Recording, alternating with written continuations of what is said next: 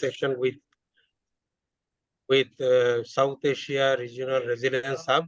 Our session is on actually women and water, gender impact of climate change. Here,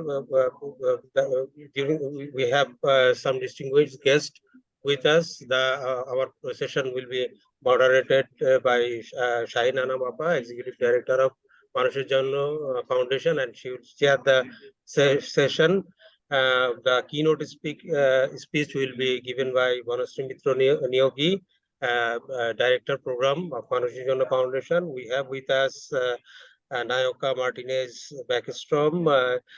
She is First Secretary and Deputy Head of Development Cooperation, the Embassy of Sweden. Thank you very much for joining with us and giving your valuable time. And we have also Mr. Shamsud Doha. He is actually joining. He is joining from Nepal. He is Chief Executive of CPRD. Research organization. He's working in climate change for a long. And with the guest, we have also two guests from from the field, from the ground. We have Halima Akhtar and Urmi Akhtar. They will actually share their sufferings due to freshwater crisis in their areas.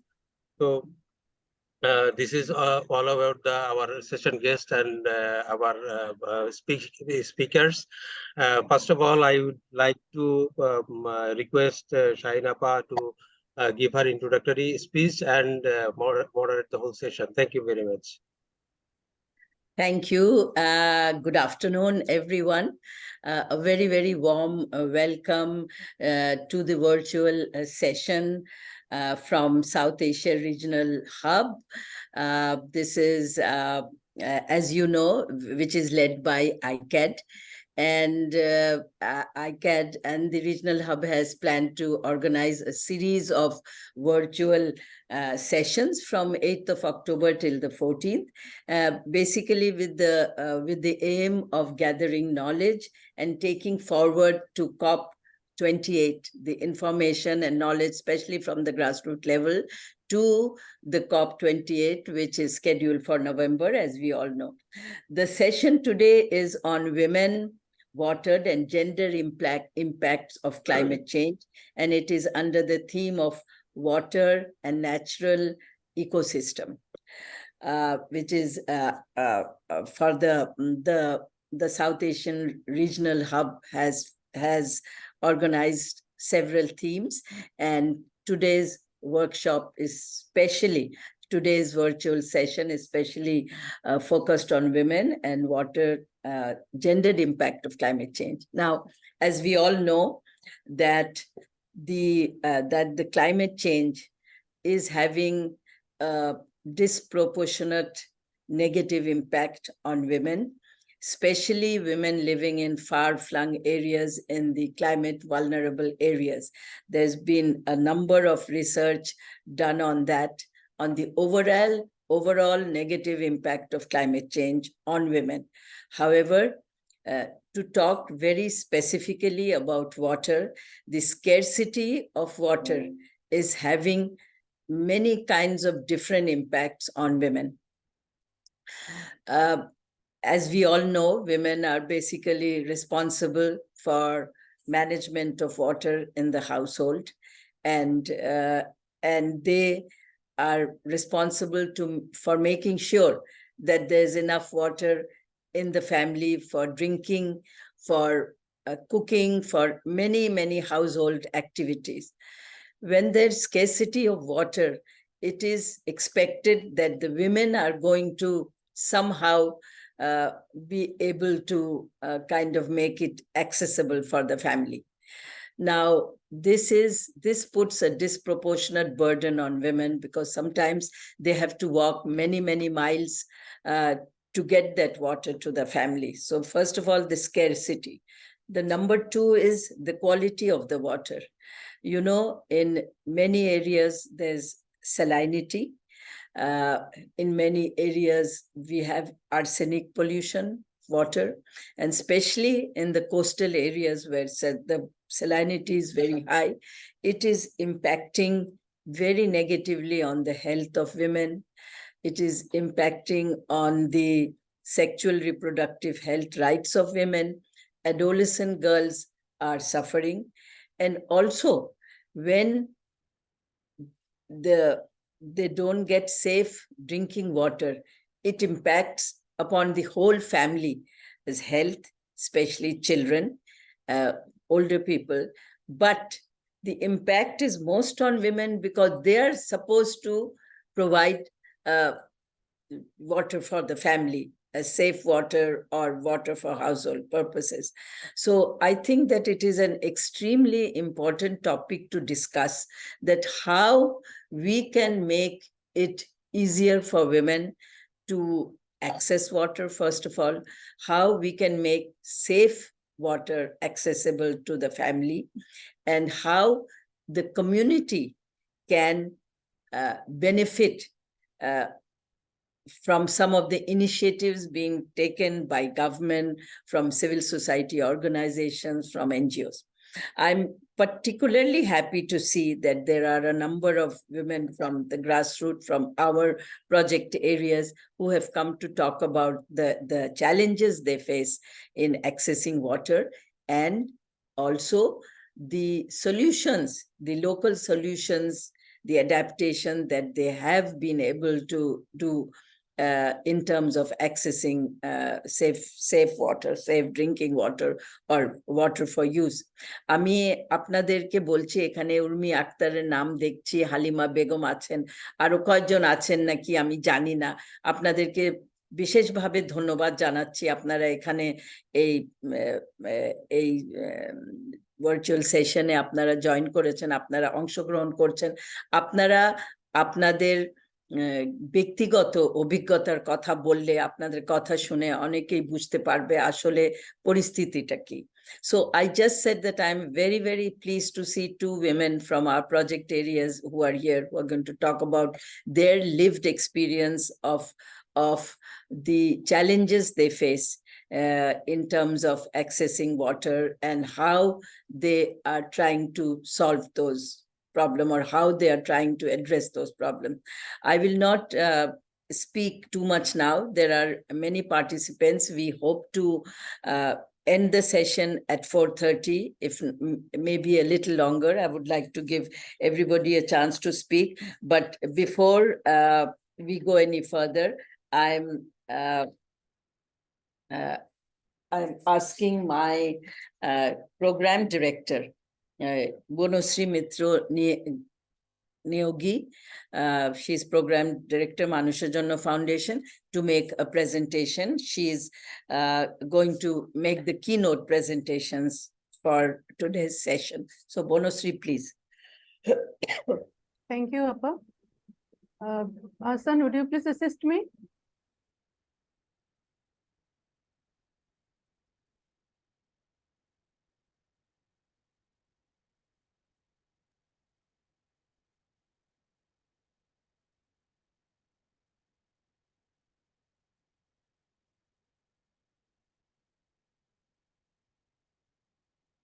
Okay, thank you. Hello, everyone. Good afternoon from Bangladesh. Again, I am welcoming you all to the session. This session actually under the water and natural ecosystem theme of South Asia Regional Resilience Summit.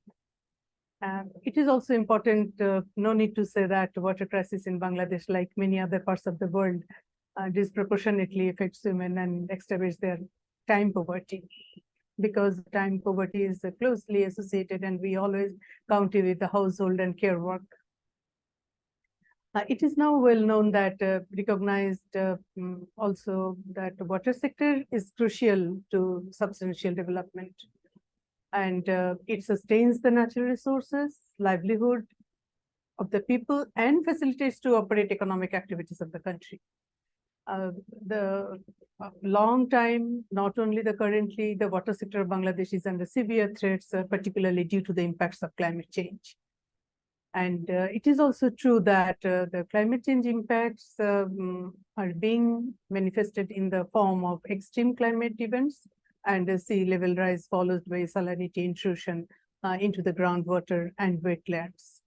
So we thought it's important to recognize that the water is not just a matter of physical access, but also has social and gender dimensions that need to be addressed to ensure sustainable development and gender equality in Bangladesh.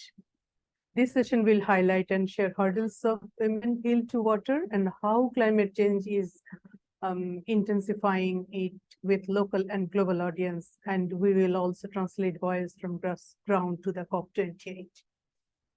So next slide, please.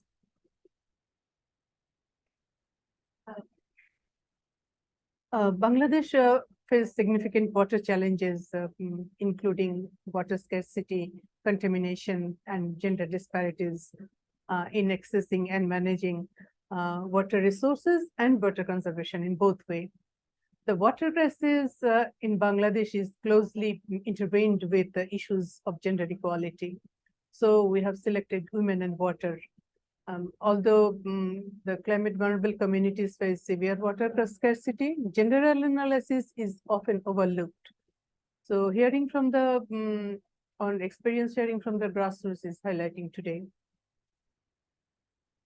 We tried to focus and explore the intersection of gender, climate change, and excess of water resources. It is also true that this climate change is having a profound impact on the availability and quality of water, which already mentioned by Shaheen Appa, Executive Director of MJF. And also, it is important to recognize that it is not a gender neutral issue. Climate change is not gender neutral issue. Rather, Banasree তোমার সাউন্ডটা আর একটু ঠিক করো, মানে একটু কম আসতেছে। Okay, এখন? Okay. Much better. Okay, so where I was actually I forgot. No problem. I want to share an interesting information that I want to share here, that Bangladesh shares 57 transboundary rivers and 54 incoming from India, 3 from Myanmar. But the total annual volume of water that enters in Bangladesh from the transboundary rivers and is about 1,000 billion cubic meters only from the Ganges, Brahmaputra, and Meghna. Even after that, the crisis is so severe and we are facing the quality of water, clean water, safe water. Mostly those who are living in the slum, those who are living in the climate vulnerable areas. Third slide, please. Okay. Actually, we want to share that Bangladesh water crisis is a gender story. It is not actually really story. It is the reality of life. Hundreds of thousands of women, girls. If we collate data properly, then it will be much more. So what we want to highlight here, time poverty refers to the lack of time available to individuals, especially for the women and girls, for activities beyond their immediate necessities, such as work, household chores, and also commuting. In Bangladesh, time poverty is a pressing issue for several reasons, not only related to the water, and also with the social, economic, and participation in various others, including the politics. I want to share a brief story. It's a true story, actually, of Selina, not the real name, actually. Selina, who got married at the age of 14, is now 24 and living in a village near Sundarban in Bangladesh. Due to the scarcity of drinking water in the region, she faces several problems in daily life. We will also hear from the Halima, mainly the close story. Actually, this is very recent story I found from the Shakira. The saline water is unusable for drinking, bathing, cooking, everything. Women who are traditionally responsible for collecting water are disproportionately affected due to the crisis. Like during the monsoon season, Selina collects rainwater in plastic buckets. But in the dry summers, she has to work an hour to a community water pump, which is long so far from her home. And sometimes, due to the increase of salinity intrusion, some days she has to spend over more an hour filling 3 or 4 aluminum pots and pond from their family daily needs. So about 70% of people in the region pond water for domestic use. At the same time, when the soil's increased salinity has made safe drinking water and rice farming almost impossible in coastal villages, this lack of work has driven migration to Dhaka. So in that Selena's case, Selena's husband also left for Dhaka to income money, and it's most of the cases, despite receiving monthly money transfers to Selena Offense Fund, is difficult to make ends their daily belongings and daily needs and necessities. So sometimes she stores to borrowing money from neighbors or shopkeepers or buying water in drums during the dry season. So these financial difficulties are common among women in the most of the climate vulnerable populations, and when especially the southwest coast, whose hundreds have migrated due to the climate change. So what I want to pressing here that access to clean water is a basic human right and key component of equitable sustainable development. Next slide.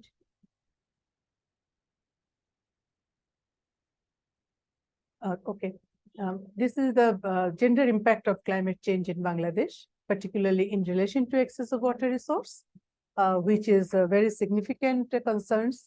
Bangladesh is one of the most world's, so far I know, most vulnerable countries to climate change due to the low-lying geography, high population density, and dependence on agriculture. Actually, here, climate change is causing various environmental changes, including rising sea levels. I already mentioned increased cyclones, altered rainfall patterns is also changing, which are directly affecting water resources in the country. These changes have distinct gender impacts and definitely exacerbating existing gender inequalities. Next slide, please. In this slide, I want to focus on the Chittagong Hill Tracts situation because we will hear the story from the coastal and Howard. So I thought, why not put one slide for Chittagong Hill Tracts? And we all know that the Chittagong Hill Tracts is a hilly region located in the southeastern Bangladesh. This region is known for its rich cultural diversity, unique ecology, and presence of several indigenous communities. This relationship between women and water in the Chittagong Hill Tracts has gender impact due to the variety of socio-economic and environmental factors. In that area, addressing gender scarcity in hilly regions requires a multi-phased approach that includes sustainable water resource management, watershed protection, infrastructure development, community engagement. Additionally, climate change impacts such as altered the precipitation patterns can further exacerbate water scarcity in these areas, making it crucial to consider long-term resilience and adaptation strategies. So it is also important not only the coastal belt, those who are frequently facing the cyclones and high surge. So hill area is also have severe water crisis and definitely that limits to their water for domestic use, agriculture productivity, everything, even the erosion, landslides, biodiversity, ecosystem, everything is affecting on that. Next slide, please.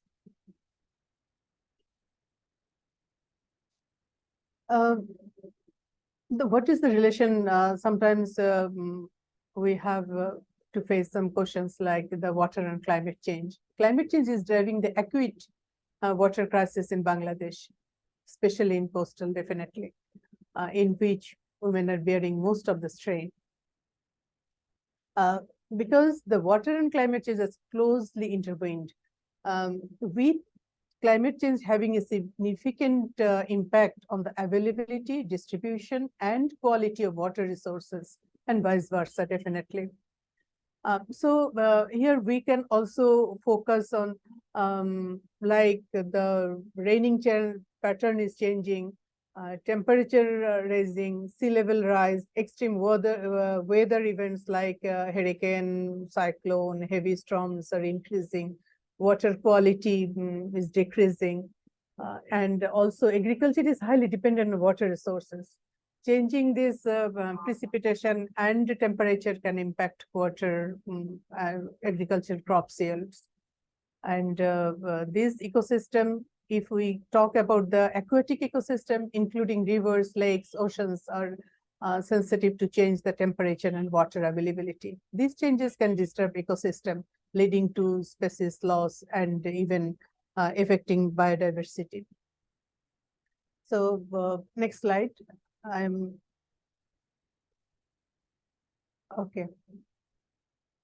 Now we thought why women's participation is important, why we promote women's participation. So promoting women participation in addressing water scarcity is not a matter of gender equality, but it's also crucial strategy for effectively tackling these challenges.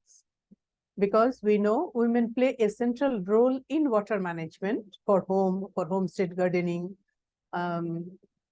everything, household chores, even conservation, sustainability, and involving them can lead to more holistic and sustainable solutions. So we think the women's participation is more important here, addressing the scarcity. And at the same time, when we are talking about the women's empowerment, so by empowering women to take an active role in water management, we can tap into their unique skill, perspectives, and experience. Their indigenous knowledge is also important for this water management. And MJF always encourages women's active involvement in decision-making process. Whatever the project, we always focus on the women and intersections of peoples, and here definitely related to the water management. It is not only their participation, also representation in the different local level government committees is also important. So reducing the gendered impact on the water crisis in Bangladesh requires a comprehensive and multi-sectoral approaches that recognizes specific challenges faced by the women and girls. Next slide.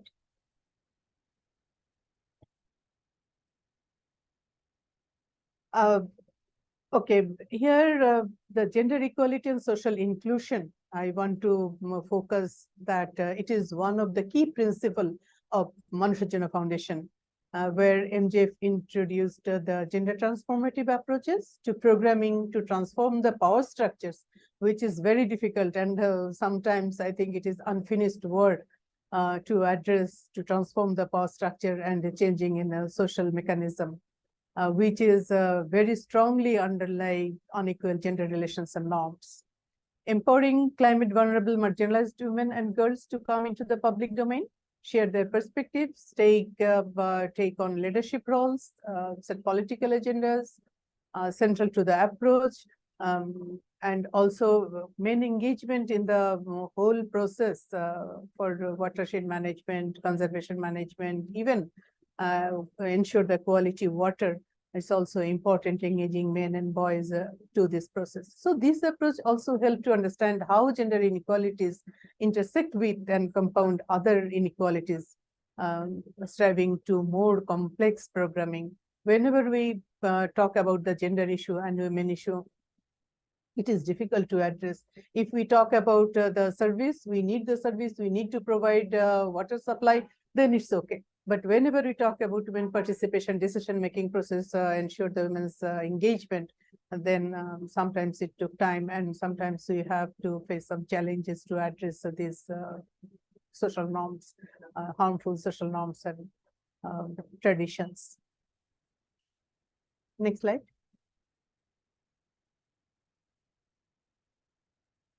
So in this slide, I want to focus the transition from water scarcity to water scarcity to water security, actually, which is the critical challenge, not in the Bangladesh. I think it is a global challenge that involves addressing growing concerns around availability, quality, and sustainable management of water resources.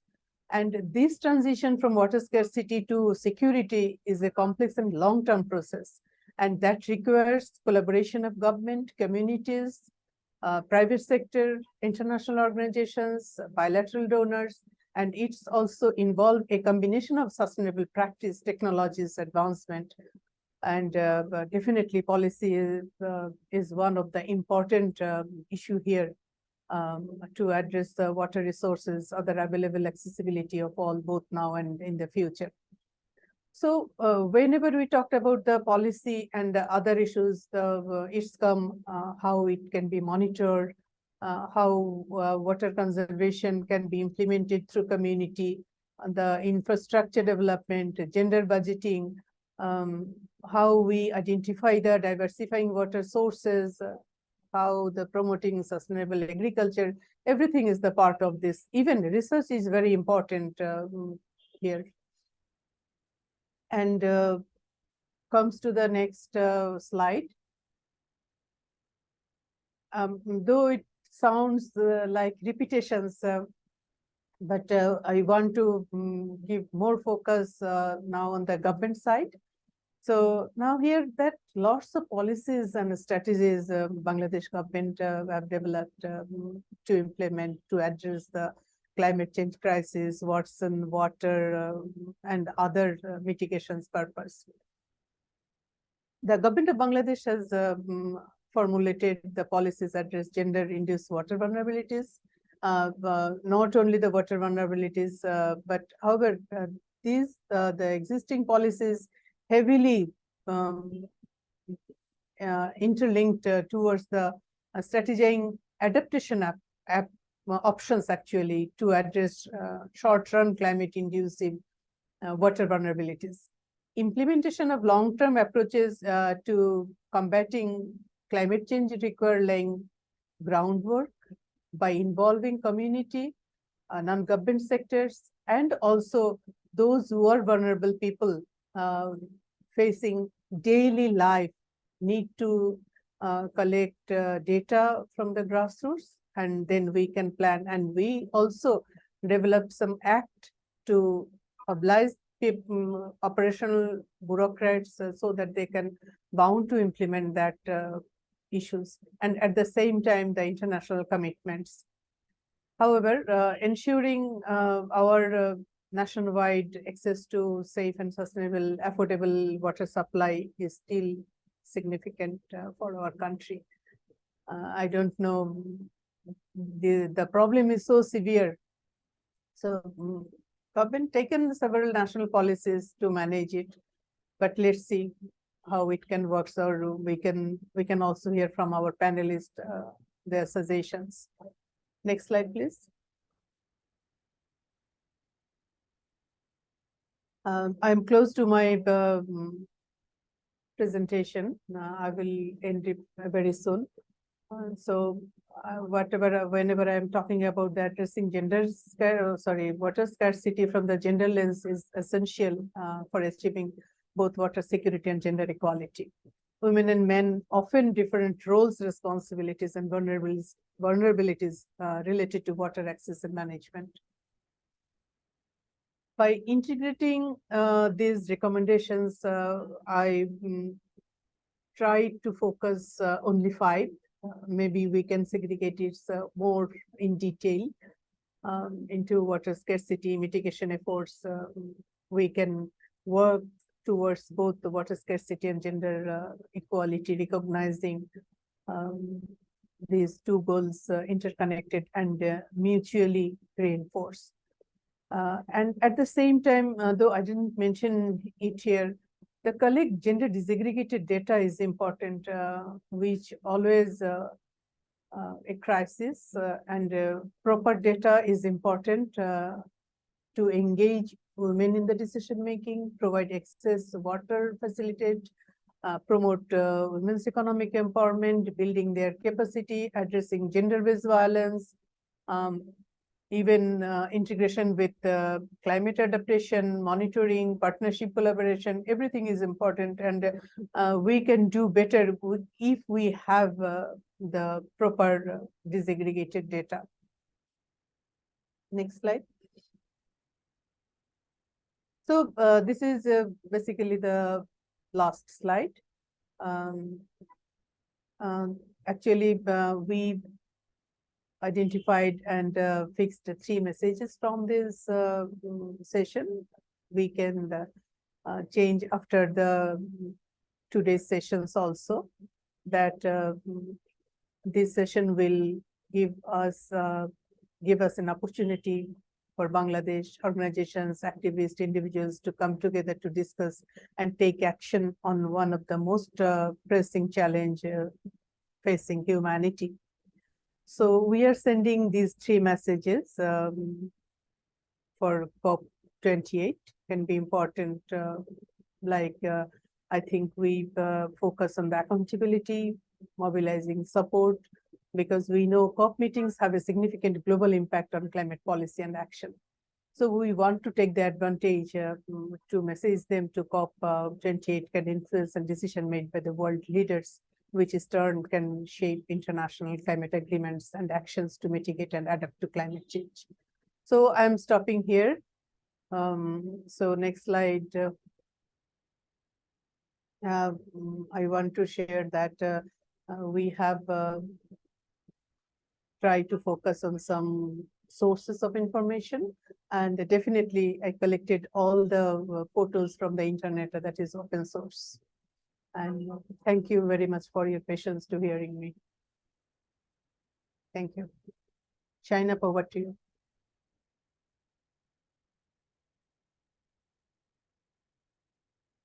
Shaina.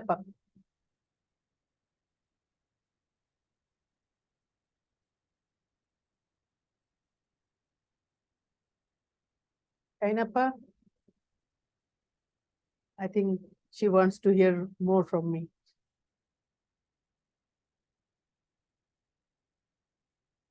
Can you please call Shainappa? Hey, sorry. Okay. Thank you, Bonasri. That was really a very, I think, a very informative and a very succinct presentation. খুবই চমৎকার ছিল, অনেকগুলো vital issues এসছে. A lot of important issues have come up along with recommendations. So now I'm very happy to ask আমাদের এখন একটু sharing of experience আছে না? Right. আমার as per my program schedule.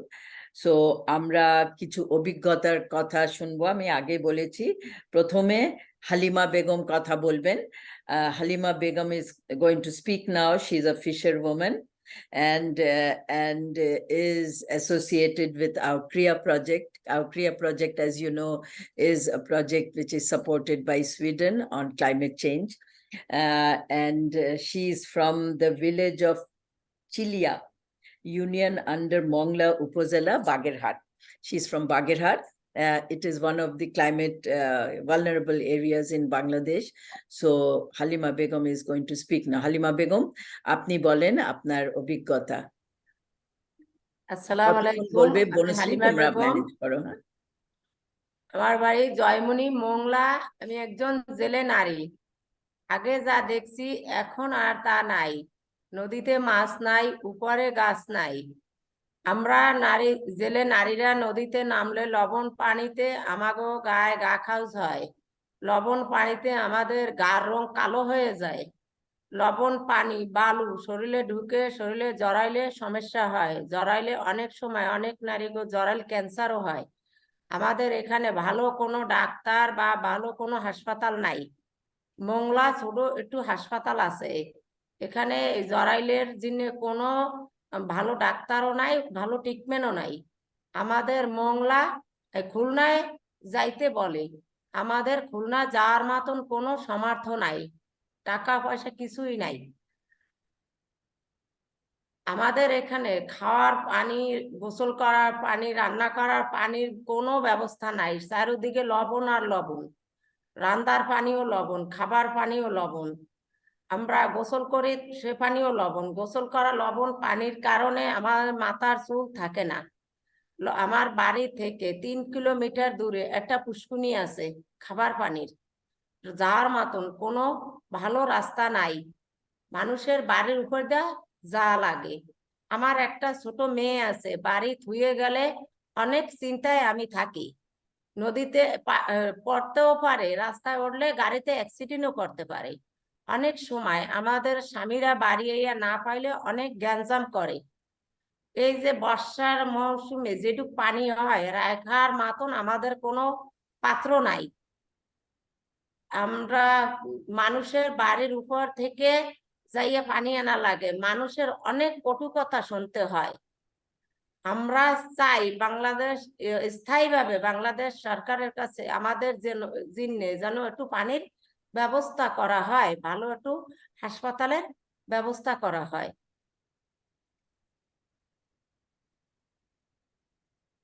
ধন্যবাদ।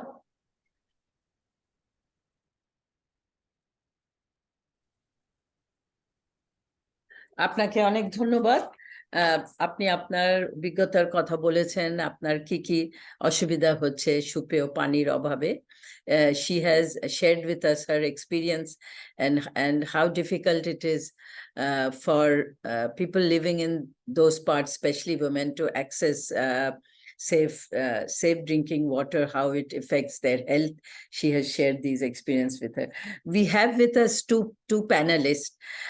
First, I'm going to request Mohammad Shamsud Doha, Chief Executive, Center for Participatory Research and Development, CPRD. I'm requesting him to say a few words and give his opinion, maybe on the presentation that Bonusri made, and also an overall kind of contribute to the discussion on women, water, and the gendered impact of climate change. Thank you. Shamsud. Thank you. Very good afternoon, APA, and thanks for giving me a chance to talk about water, human rights, particularly gender rights. And thanks for very good and comprehensive presentation by Bonusri Didi, and also we heard from Halima Begum. Halima আপার কাছ থেকে আমরা যেটা শুনেছি, সেটা হচ্ছে যে practical experience from a sufferer, and build on this experience. If we zoom to the presentation, then we found that water has been perceived as a crisis. But if I consider different phases of water in Bangladesh, or when we talk about climate change impact, there are two different phases of water. One is water is perceived as causing risk, for instance, cyclone, for instance, riverbank erosion, flood. So when we talk about adaptation measures, then this water coming in. I mean, how to prevent this water from causing cyclone, from causing riverbank erosion and others. So the first solution, first adaptation solution to climate change crisis is infrastructure based. It is cyclone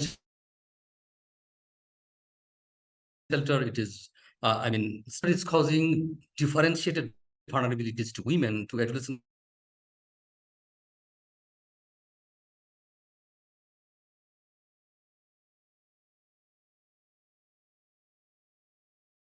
water insecurity, water scarcity. So,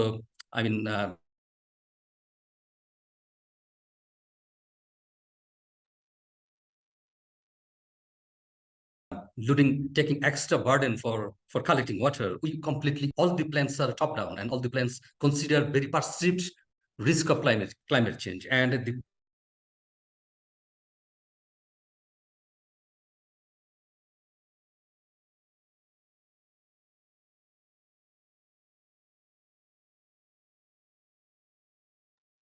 আমার মনে হয় না সাউন্ডে একটু problem আছে, না? একটু শোনা যাচ্ছে না বা বন্ধ হয়ে গেছে? ইজ ইট আমার? জি আপা, উনি হ্যাং হয়ে গেছেন। হ্যাং হয়ে গেছে, আচ্ছা ঠিক আছে, আবার ঠিক হলে আসবেন। জি।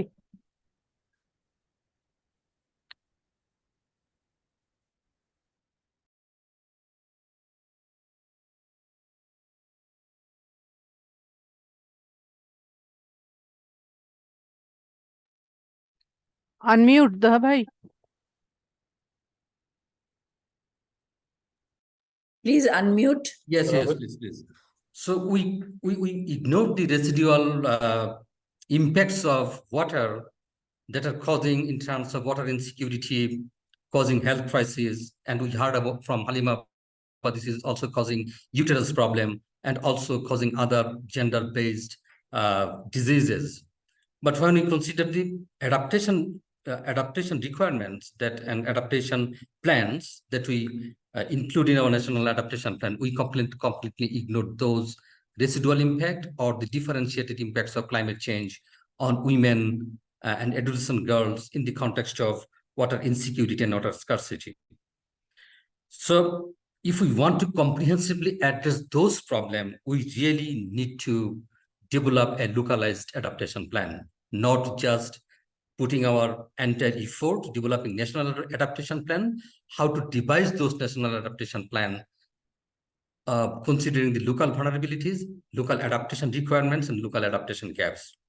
This is one concern. Another concern is that when we develop adaptation plan, then we completely ignore the development crises or development stress. For instance, if we consider the climate change impact or water crisis, increased salinity level in southwest coast, this is not only due to sea level rise, this is also due to unplanned development practices like expanding shrimp culture, currently expanding crab aquaculture, because expanding shrimp culture is also related to collecting shrimp fry from the adjacent rivers. And women and adolescent girls are involved in collecting shrimp fries from the brackish water ecosystems. And when women collect water from brackish water, she almost 7-8 hours collect waters from the brackish water from a waist deep water. So it also causes different kinds of health problem, particularly uterus problem and also skin diseases. So we also need to address those development problems if we want to comprehensively address climate change impact. The other concern is adaptation is also related to governance. Adaptation is also related to how effectively the government mechanism or service delivery organizations are providing services to the local communities. We heard from Halima about that. We don't have any health facilities in the coastal areas, and though we have few health facilities, those health services are very much, centralized and also consider a kind of certain packages. And that health services are not considering the localized requirement in terms of health suffering and other things. So we also need to decentralize our service, public service agencies, particularly health, with they can address the local crises and needs. The other governance problem is corruption. Yes, there are many adaptation projects, some funding also directing to the local level, but the local crises are not coming up due to a kind of political pressure or political interest. Because when you talk about the adaptation needs or adaptation plans, the infrastructure development comes up. It's about embankment, it's about sluice gate, it's about protecting river bank. Because there is a political economy in terms of infrastructure development, many huge money involved, and there is also huge scope of corruption by the political leadership or who are involved in politics. So if we ignore those, if we cannot ignore those political priorities, then the people's priority, then we cannot make ourselves as a climate resilient community and society. So my concern is that we need to include climate change. We need to water crisis as a different perspective, not considering water as a risk, but also considering that scarcity of water is also causing different kind of vulnerabilities to women and children. We also need to identify the development stress, how the development activities are also contributing to water insecurity and water scarcity in the coastal areas, and what are the current governance practices that also increasing vulnerability, and we also need to address those. At last, I want to emphasize that water crisis, health crisis, water insecurity, health insecurity, food insecurity, they are related to also human rights. So we also can have the opportunity to initiate a different kind of discussion and also make the national government obliged to ensure rights of the climate change affected communities. This is just not the duty of a certain ministry like Ministry of Environment and Forest. This is also a state-led initiative to ensure rights of the climate change affected communities. I would like to stop here. Thank you.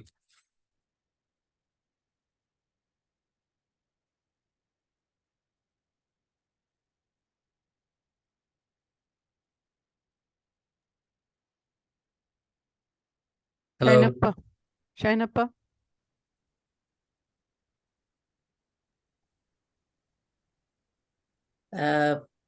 Thank you so much, Muhammad Shamsuddoha, for your very, very thought out, well thought out interventions. You have also brought up some important issues, and these issues need to be considered not only locally but also globally. At the COP28, we are really hoping that the important commitments which have been made, especially in terms of gender and climate change, which we believe has not been given the due importance that it should have. We hope some of those commitments will be met, and I appreciate your comments and the recommendations. আমরা এখন আবার ফিরে যাই, আমাদের সঙ্গে আছেন উর্মি আক্তার।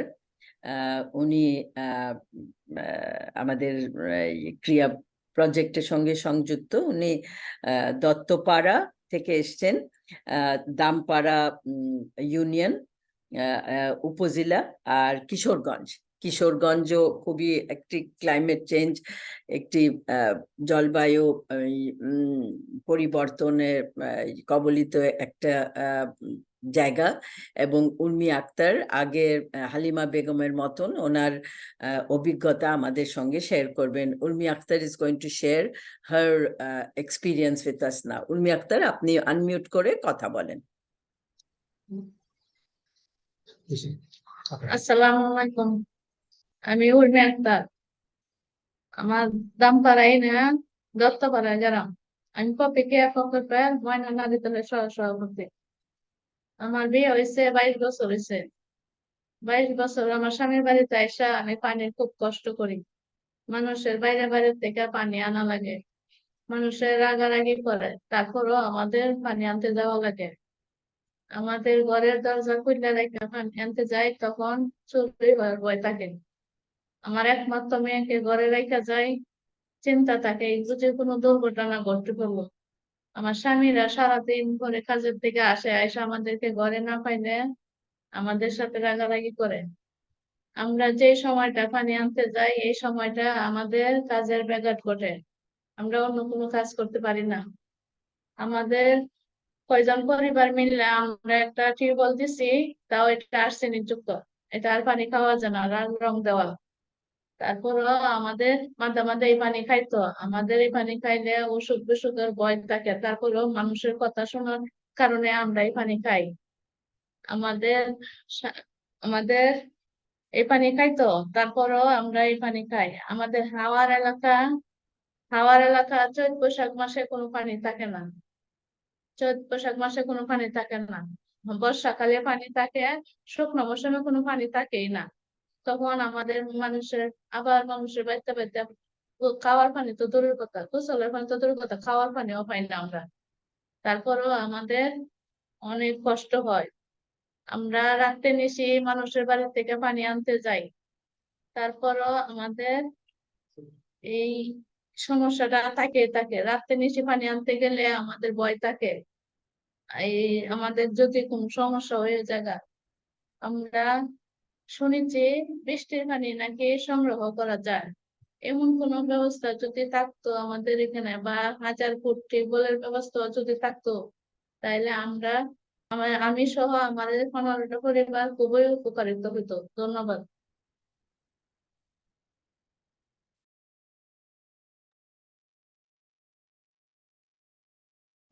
উর্মি আক্তার, আপনাকে অনেক ধন্যবাদ. As you have heard, she spoke about also the challenges she faces in accessing safe water and the irregularity of accessing water, and how she has to walk many miles, go very far. She is afraid that she might be victim of violence on the way back and forth when she gets water, and she hopes that if some kind of a system could be developed where she would be able to access water safely and regularly. So apnake onek dhonnobad. Now I am very pleased to bring in the next panelist, Nayoka Martinez, First Secretary, Deputy Head of Development Cooperation, Environment and Climate Change. I think she's from the Swedish Embassy. I'm very pleased to welcome you. Please go ahead and make your deliberation. Thank you.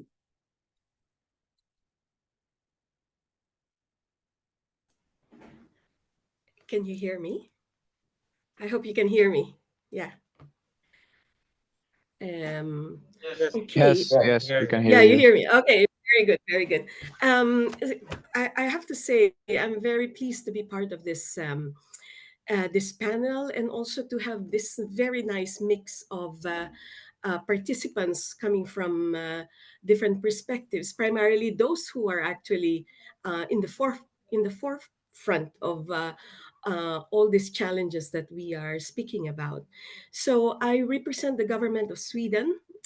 We are a long-time partner to Bangladesh, and we are also a long-time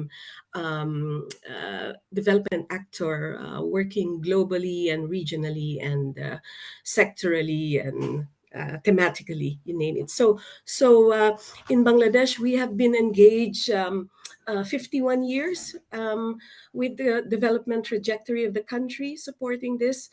But we are working around four priorities at the moment. It is democracy, human rights, gender equality, that's one, and rule of law. We are working with environment and climate change issues. We're working with the health and SRHR, and we are working with inclusive economic development. Now, we don't see this as separate themes. We see this all as, connecting with each other. So our main focus now is to work with the organizations and initiatives that actually look at this connectedness of all the challenges, and looking at approaches that actually respond and have this multiplier effect on different areas.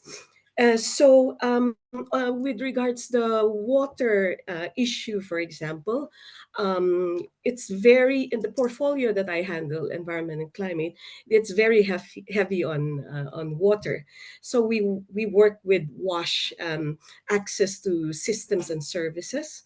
Safe water is a key area for us, and we also work with the water resource management issue in relation to sustainable use of natural resources, and also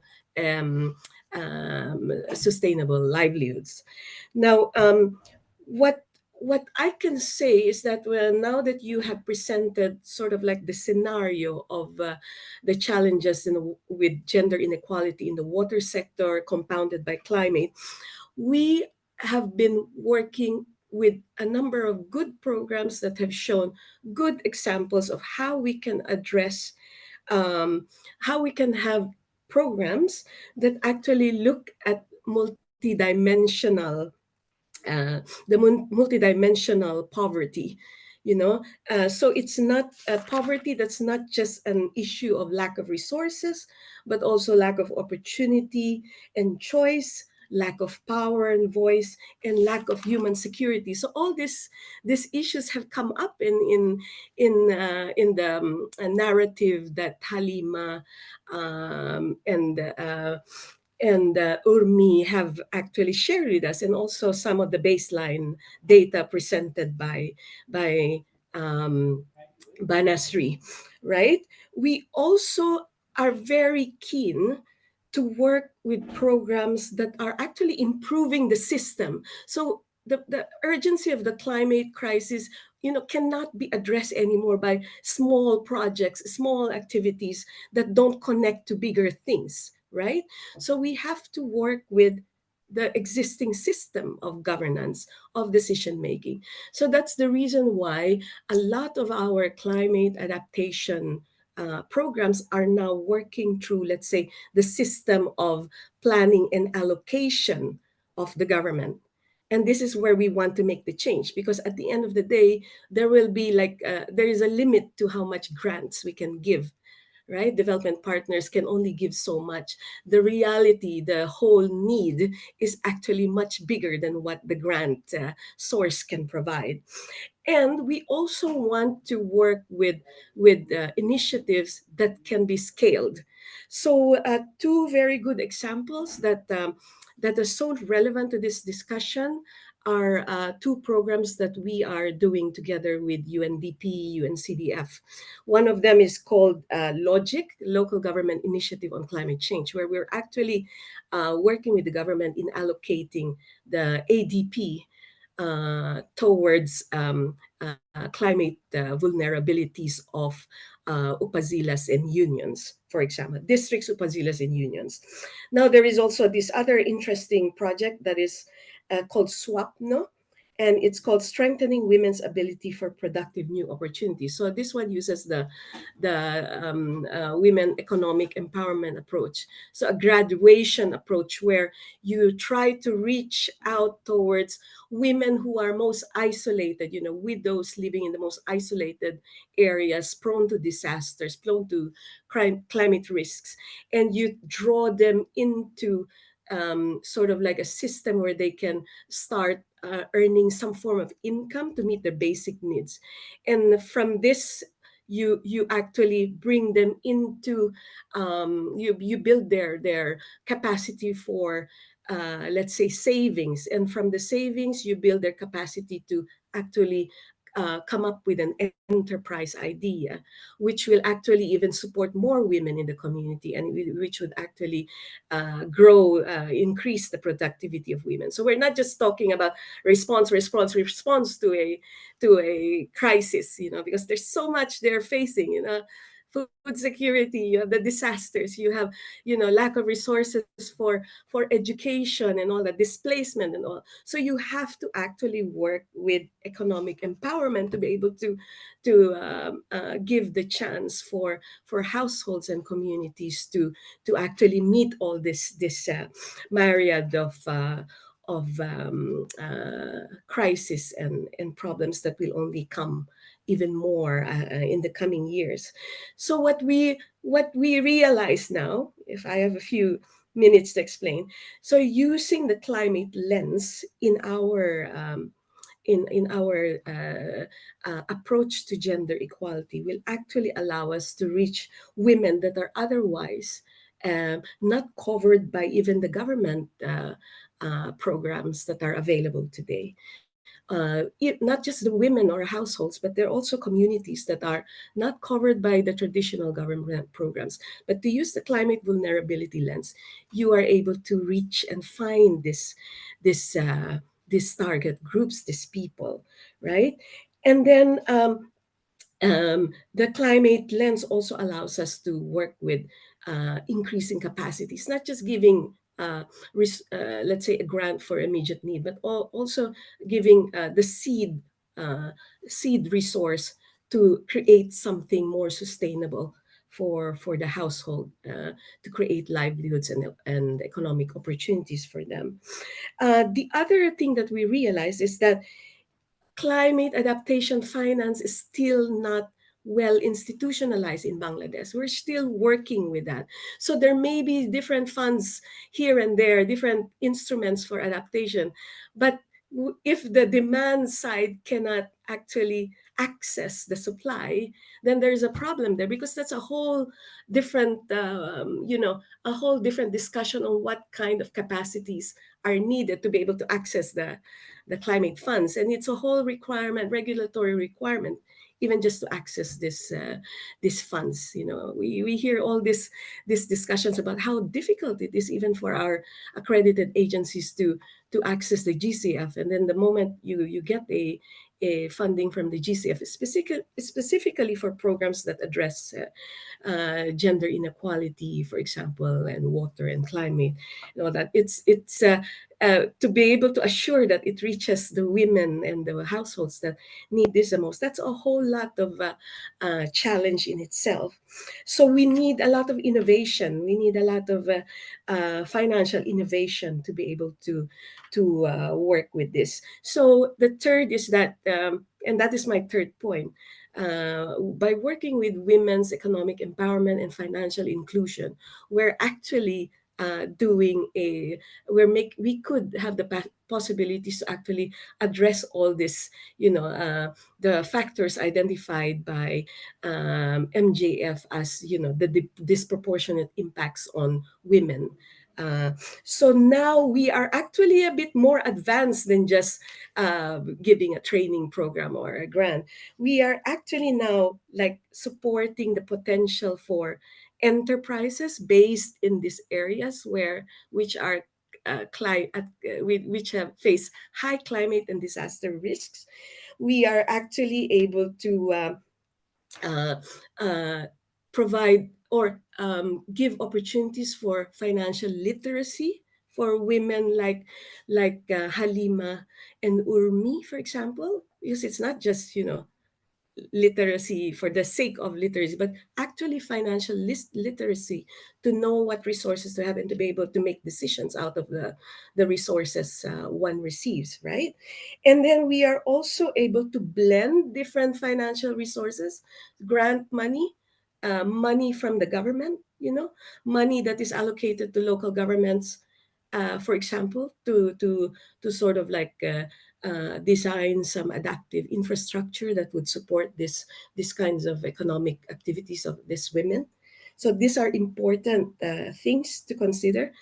Then we are also able to, and we're enabling these women to be part of the decision making at the Union Upazila district level, because now they have all this economic and social, let's say, capacity to actually come forward and actually express exactly what has to be prioritized, right? And now we are at this point where we are looking at instruments which will sort of like support the access of these women to the formal financial market. So here we are talking of like guarantees that will reduce the risk of lending to women, enterprises, small enterprises, many of them related to water access to, safe water and all that. And we are looking at challenge funds and this and that. And in the course of trying to introduce these new instruments, we are in discussions with the regulators, financial regulators, on how to make it easier for women-led enterprises to actually access funds. So there's so much to do. And there's so many good examples out there that we can actually get some inspiration from. So that is my contribution to encourage this discussion further. But one other thing about the COP now, because that is a process that we all want to influence, right? You talked a lot about the effects on health of women, and this COP28 is actually going to introduce health and climate as a new theme for COP28. And Bangladesh is positioning itself, trying to sort of like provide some case studies and some learning, some reflections about health and climate at COP, because this will fit very nicely into the loss and damage discussion. And the issue with health is that you can actually put an economic value to what is being lost and what is being the damage that's being caused by climate on the health of people. So this is a super good opportunity for all of us in this room to engage in. Sweden, together with the World Bank, we are facilitating the participation of the Ministry of Health at COP.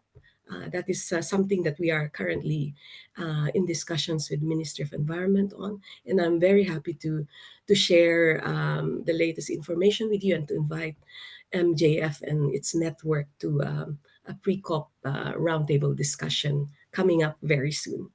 So thank you. Thank you. Thank you so much. That was such a, I would say, such a interesting, also thought-provoking interventions from Ms. Nayoka. And she brought in so many different issues.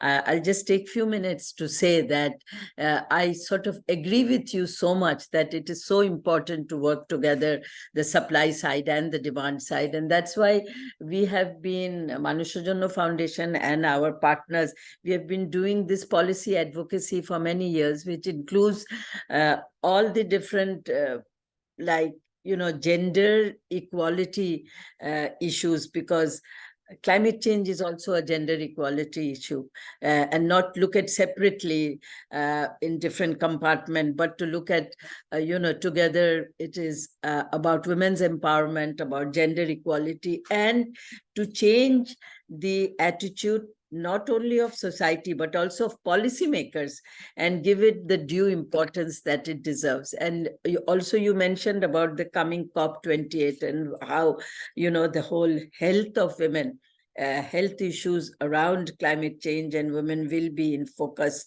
And Bangladesh is also framing its intervention like that. It's very important. The other thing you mentioned is about funding, about the Green Climate Fund or the climate fund, which civil society organizations find it very, very difficult to access, as you know, almost impossible, because the effort, the resource, and everything that we have to spend to access those. But I really believe that we have to lobby to make it easier for organizations which are having an impact and which have a lot of outreach of working with grassroots level organizations and national level organizations to have and to scale it, bring it to scale to have bigger impact. So I really thank you very much for your intervention. Now we have something very interesting that I'm also very curious to see. I've not seen it. This is an animated cartoon on fresh water crisis in coastal areas, problems and solutions. This is AKM Ziaul Karim, and he is going to show it to us. Thank you.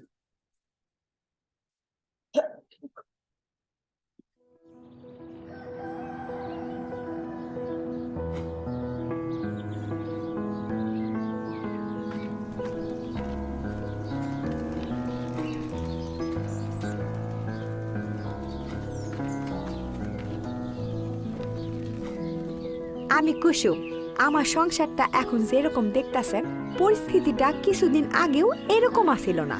পরিবারের সবার জন্য নিরাপদ খাবার পানির ব্যবস্থা আমার একলাই করতে হইতো। রোদ, বৃষ্টি, বখাটেদের আজেবাজে কথা সব মাথায় নিয়া প্রতিদিন পাশের ইউনিয়নে পানি আনতে যাইতাম।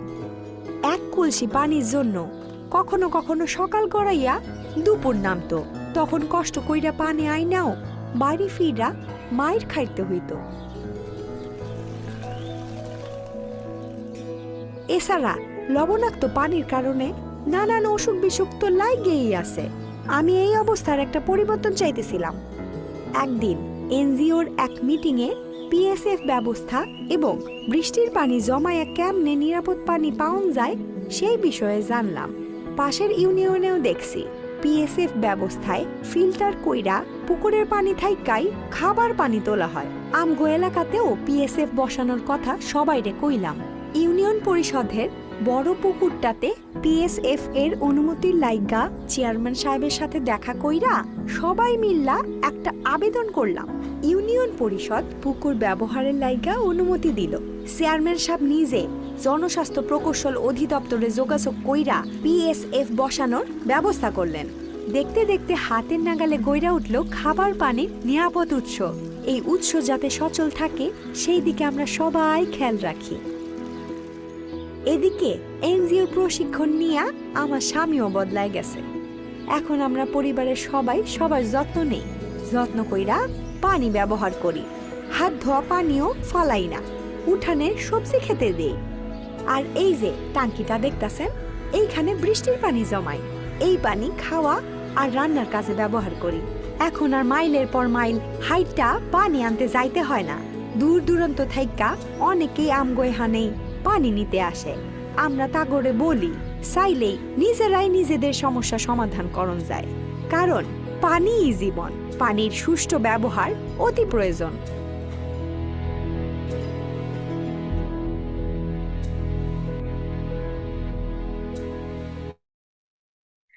Thank you for that. I think that was really, really nice.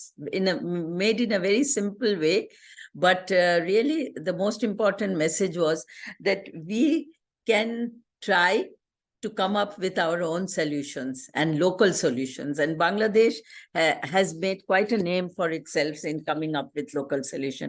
So thank you so much for that. And now we are going to go into open discussion. Bonusri, আমি তোমাকে একটু বলি এই open discussionটা manage করতে. Can you do it? হ্যাঁ? Yeah, sure. আচ্ছা, আমি আছি এখানে, but why don't you, because আমি সবাইকে অত চিনি না, হ্যাঁ? ঠিক আছে? So Okay. I'm here. So just to say that Bonusri is going to moderate the open discussion now. We have so many participants, 63. I don't think everybody will be able to speak. So if people take very short time, just few minutes to make any comment or ask for clarification, that will be good. So I'm handing over to Bonusri. Thank you. Okay, thank you so much. I have seen the Juliet. Please go ahead. Yeah, thank you. Please introduce though I yourself am- first. Yeah, I'm Juliet Rossity. I'm from Habitat for Humanity in International Bangladesh. I'm working as urban program and policy manager. Sorry for the sound outside because I am on the way, but Yeah. have some comments within few words. Actually, yeah, we know water is life. For safe water, we are searching for safe resources and everything. With the Habitat Bangladesh, we are working for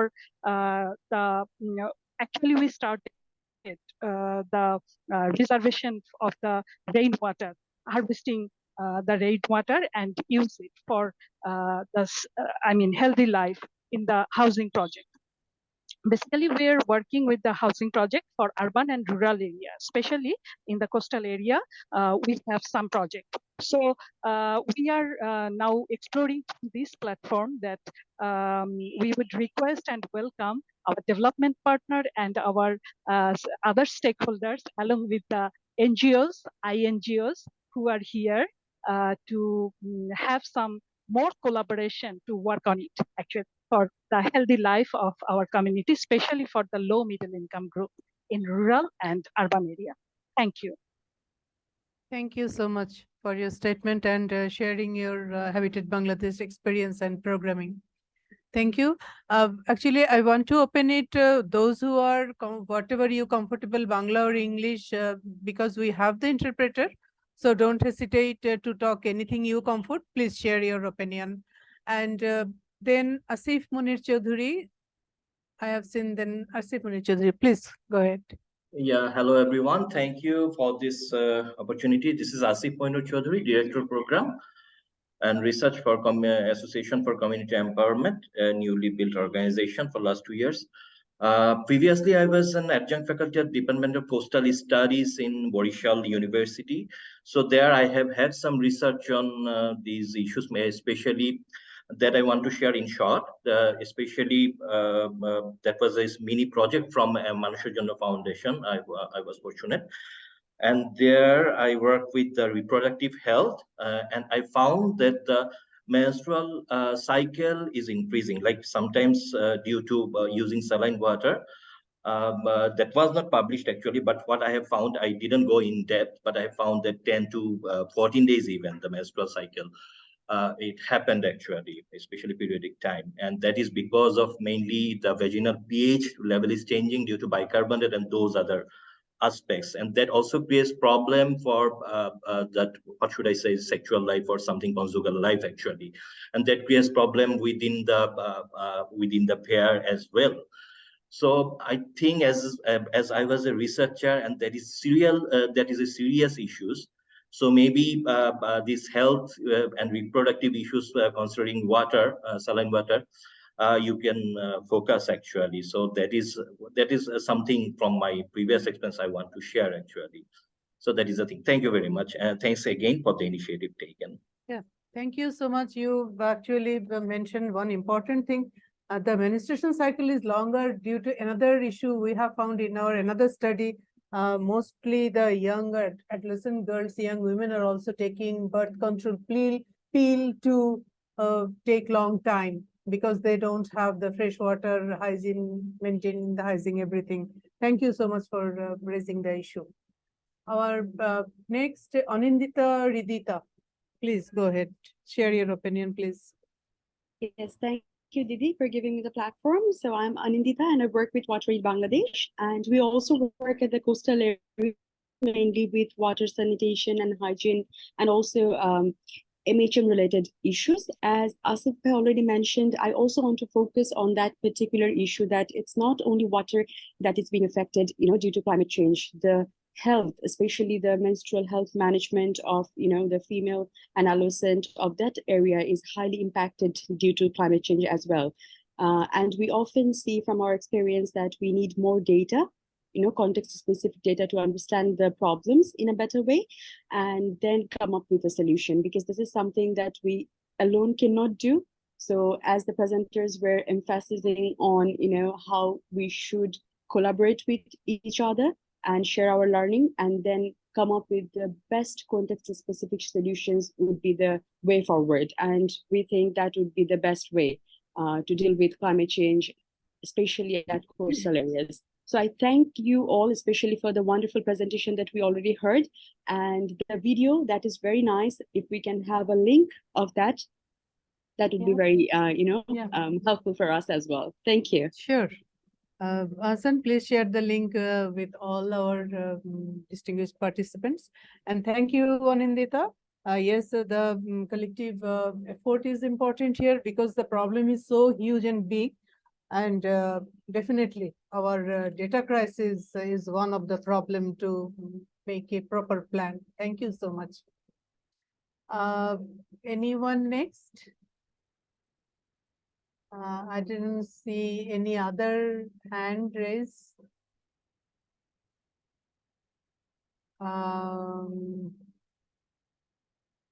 Any other opinion or statement or questions? Okay. Mr. John, I think, Prabhanjan. Please go ahead. Yes, I would like to introduce myself. I am John Prabhanjan Bishyash. I am working as a director of the programs under Center for Development and Peace, CDP, based in Meherpur, but we also work in Dhaka and southern part, and also some work in the northern part. So I would like to focus. First, I would like to thank that already I carefully I listened the lectures and the comments, and also delivering lots of topics. That is very interesting. And Manusher Jonno Foundation, they are working a lot, and they have a very good reputation. And CDP once in a time already got 2 years fund for the young generation for skill development training at Meherpur. Because in Meherpur, there is a lots of young generation that are employed, unemployed, and also they are too much involved in drug addiction. So this training was very important that time. Anyhow, I would like to focus mainly. We are the member of Gender and Water Alliance, Netherlands. So they already stopped their fund a couple of years ago. But we are working here, on arsenic mitigation. So maybe you know that at Meherpur district and neighboring district, there are lots of arsenic problem in the table water, and lots of patients they are suffering arsenicosis diseases. So we are giving lots of pressure to the local government to overcome this situation. Because we don't have any fund, but we are trying to communicate with the government, and also we are trying to give some pressure by the support of the local NGOs to overcome this situation. But they do not get safe water, because most of the areas there is an arsenic problem, and lots of tubewells, mainly tubewells, already government and non-government offices, they already red mark. So there is a big problem, safe water for the women. And even they cannot marry with other village men or women, because already declared this is the arsenicosis disease people. So if we marry, that the problem will come, that will come problem. So this, and also another big problem, that is drought-prone area, Meherpur, because summer season, you cannot get any water from the tubewell. You cannot get any water tubewell, because women, they cannot go to the river, because river also collapsed, there is no river. So regarding the washing or bathing, it's a very, very big problem facing, mainly in the women's sector. So I hope there is a lots of opportunities of Manusha Janna Foundation and Okay, thank you so much for mentioning different perspective and different districts information. Yes, we have lots of water related problem.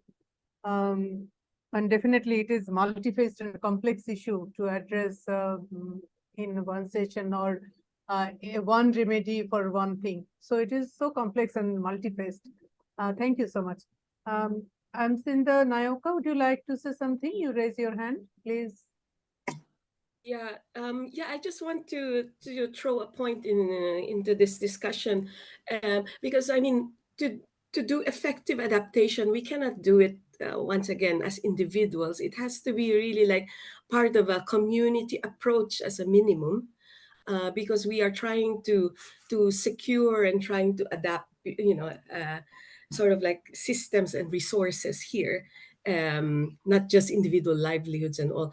So I was wondering now, for the case of Halima and Urmi, what are the possibilities for them to have to influence actually the decisions coming from the union and the Pusila on what kind of climate adaptive infrastructure should be made in their areas, for example, or some other programs that would be prioritized for their communities, and what do they need to be able to have that sort of like influence in this local development processes.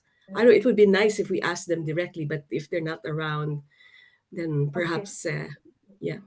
Okay, let me check. Hassan, Halima and Urmi are there, or we can They're also not here. share. Actually, they have to go a distant place from the office. So they have left the office. Yes. In that case, we can share how the Kriya project addressing and engaging the community. Actually, we focus on both. We said the community resilience in ensuring the women's participation and grooming the women as leadership. So we have different component, like first of all, we organize the women. I am talking about the 4 climate vulnerable area. One is coastal, Chor, Hill, and Howard. So all the 4 areas are following the same approach. First of all, we follow the right-based approach, engaging the women. There, we are trying to ensure the participation, focus on the women and girls, and at the same time the community. So how they are participating in the government, local government decision-making process. So we do follow the social accountability tools, mainly the community scorecard. First of all, we build capacity of women in the community so that they can talk with the local level government. And so we first of all, we identify some areas of problem from that particular adaptation issue. And at the same time, we engage local government, Upazila level agriculture office, livestock office, and also disaster management unit. So based on And that, DPHE also. oh, DPHE also, right. Thank you. So we build capacity of the community and women first, how they can deal with the accountability tools. So when they have that capacity to collect the information and community scorecard, then we have organized the interface meeting with the service provider. Whenever it's a local level, local government or the service providing agencies from the government side. And at the same time, we have the citizen charter and open public hearing on that particular issue. Whenever it is the child marriage issue, agriculture issue or livestock issue. In that way, women are participating on the local government process, and also the local level government, they have some provisions on the standing committee. So we have also some efforts so that the local government, the women can represent in the local level government community as represent from the community. So we always focus both vulnerable community and also the intersections people. We try to find out them, like if there is any transgender or person with disabilities, and at the same time the women, those who are really vulnerable. And at the same time, we introduce some climate adaptive agriculture with different modern technology, climate inducive technology, with the close participation with the Department of Agriculture, local level, those who are engaged with this, and even the poultry livestock department. And even those who are the women, they can also earn money after receiving training from the livestock, fisheries, or the agriculture department, so that they can work by their own for the community, like what is the immunization of the livestock, something like that for the poultry, duck, or hen, whatever it is. So another one, you have the community resilience. Yes, and based on that, one of the thing, how we are aware them on gender issue, domestic violence issue, and also we try to aware on the different laws related to the domestic violence issue, and also whatever their entitlement and the safety net issue. So in that way, also we make them knowledge on the grievance mechanism, how they can address the grievance mechanism system, and also right to information act they can use for the information from the local level government and the institutions. So this is the process. We have to build the capacity of the women and the community for the resilience and adaptive mechanism on this whole process. This is the short. Is it clear? Also, Didi, we are also actually working for with the men and boys to change their mindset regarding the social harmful norms, so that they can address those. Yes. Yeah. Thank you for mentioning this. Yes, the men and boys engagement is one of the most powerful strategy for this program. At the same time, I didn't mention, we also breaking some gender biasness, like girls are participating in the public sports in the open field, and also they are doing the karate, they are trying to playing football, cricket. So these are the norms breaking events they also introduce for the adolescent girls. Is that okay, Naka?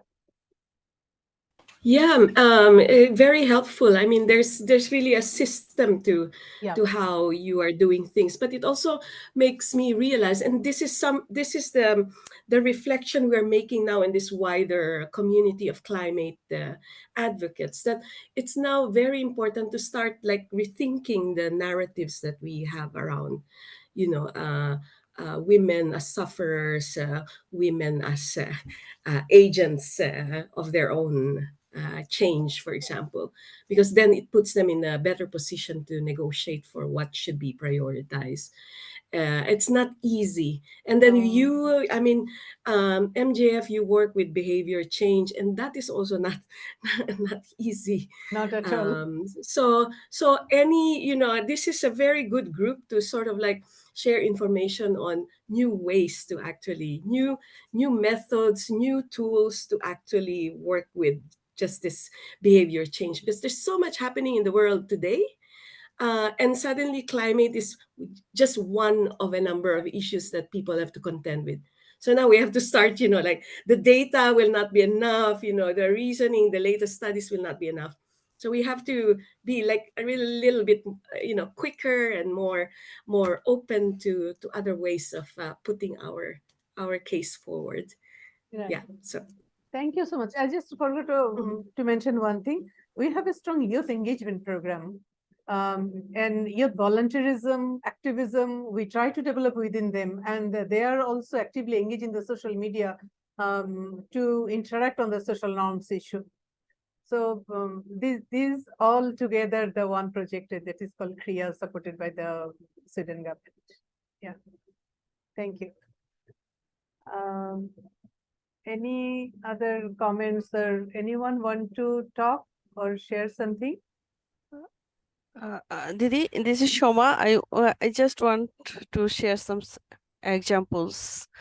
As you said, we are working with youth in different areas. So recently I visited hill areas, met with some younger peoples. So, the social media is much difficult to engage with them in some parts of CST region, but the younger people are trying to change and change their ability and attitude to mobilizing young people using the social media.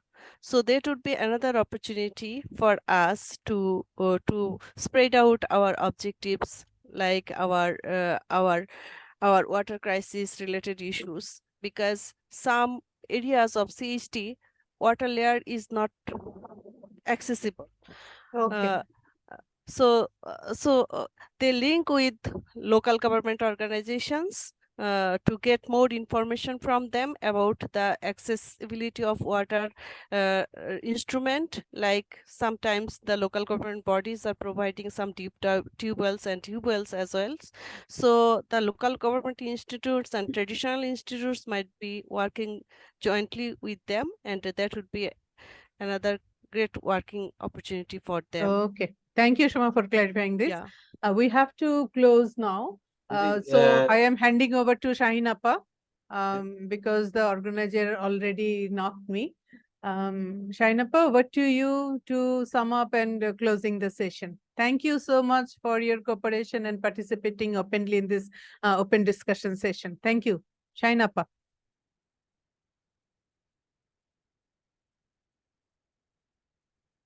Where is she?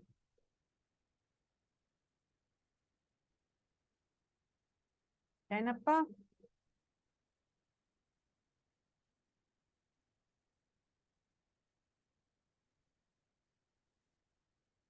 As if Shaheen Appa is moderator for today, so I'm calling. Let's see.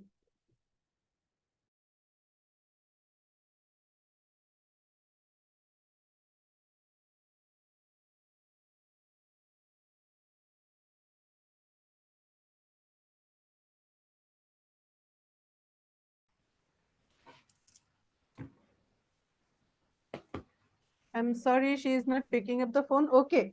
I think she handed over the chair to me also after the open session. So I'm thanking all of you for your active participation. Nayoka and Doha Bhai, you contributed a lot, very insightful discussion from both of you.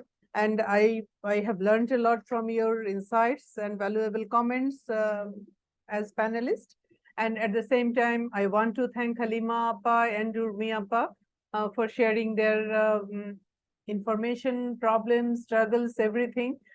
definitely we always try to learn from the grassroots so that we can think about them and also how we can go for next planning, and also those who are participated in the open session and shared their experiences,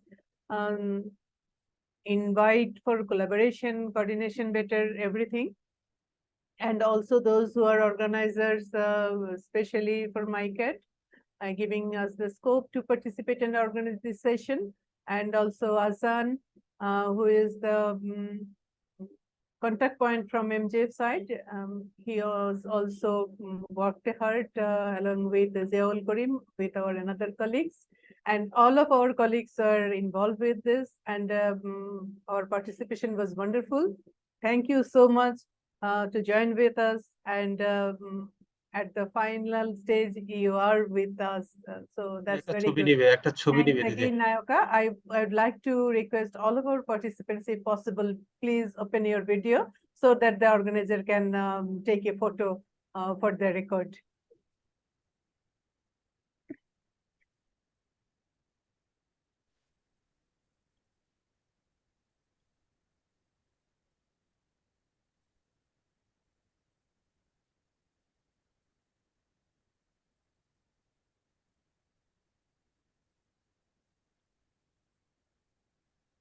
Okay, Fatin.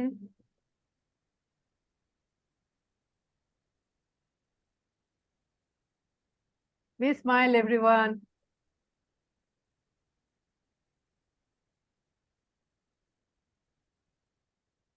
Thank you.